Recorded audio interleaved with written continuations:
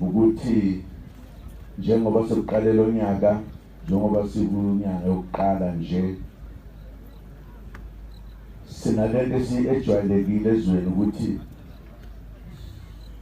abantu bacela ukuthi ake bayikhethele ukhethi njengoba sekuphele ithuba labaphethe izwe ngokahulumeni sekubuzwa abantu futhi ukuthi nithini nanelisekile yini kulaba abebekade beniphethe noma nisanelisekile.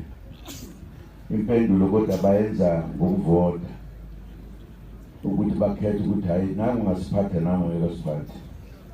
Nake nje nani niyazi ngasheshe ngakhishwa ngingakaqedi ukuba umongameli.